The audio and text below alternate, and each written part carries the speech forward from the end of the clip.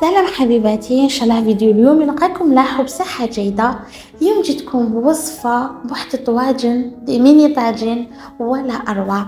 وصفة فريمون تستاهل فمكم تشوفوا كيفاش تجي معسلة، تجي مفرمجة ولا اروع.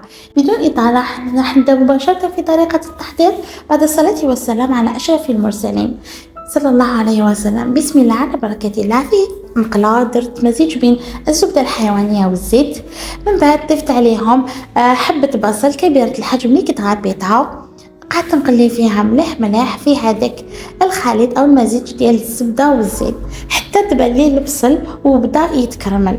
من بعد ضفت عليها زوج فصوص ثوم اللي كنت قطعتهم عشوائيا، تاني زيت قليتهم شوية مع داك البصل. من بعد ضفت عليهم حبة طماطم اللي كنت نحيد لها القشور وقطعتها مكعبات صغيرة الحجم.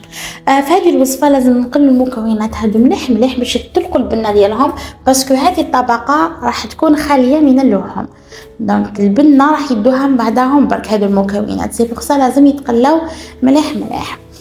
من بعد ضفت لهم كمية مليحة من الشامبينيون، ضروري يكون نوعية جيدة باسكو اللي راح يتحكم في البنة ديال هاد الكراطة ولا هاد الطاجين.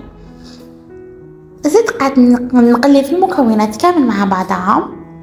من بعد تبلت بالملح فلفل كحل والكوري.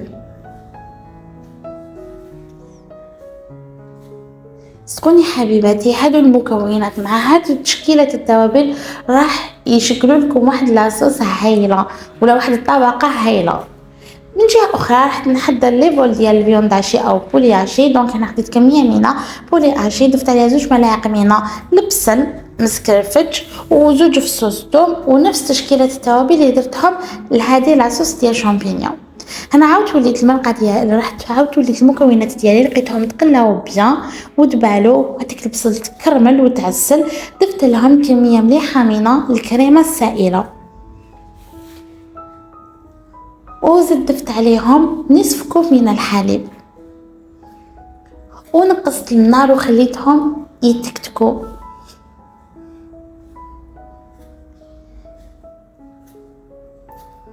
هنا تاني تقدروا تضيفوا كميه من الفرomاج راح يعطي بنه تاني هايله. من بعد زدت ضفت كميه من المعدنوس، هنا ما كاش متوفره عندي لا شابلور دونك استغنيت عليها ولا عوضتها بالسميد، درت حوالي 2 ملاعق من السميد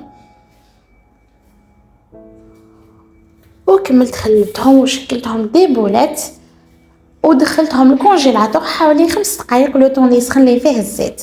من بعد قليتهم في كميه من الزيت كما راكم تشوفوا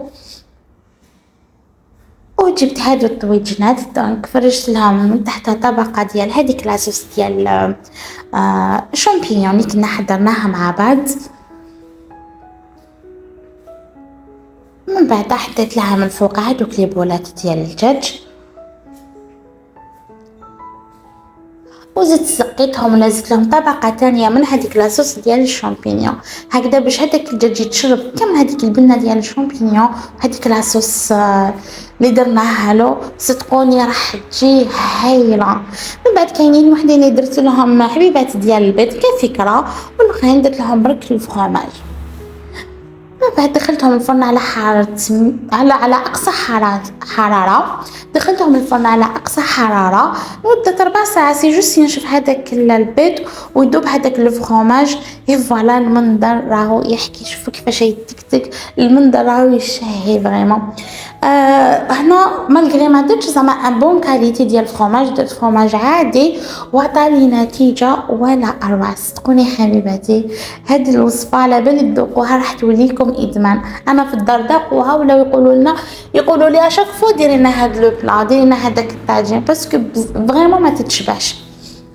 شوفوا حبيباتي المنظر اللي تحصلنا عليه ولا الريزولتا اللي تحصلنا عليها ولا اروع. شوفوا كيفاش تجي مفرمجه، تجي معسله، تجي تاني شمخه، ما تجيش كامل ناشفه. قد ما نوصف لكم فيها قليل في حقها. جسبر حبيباتي تجربوها على بالي راح تعجبكم كما راكم تشوفوها اقتصاديه. نقول لكم شكرا لحسن المتابعه، دمتم في رعايه الله وحفظه.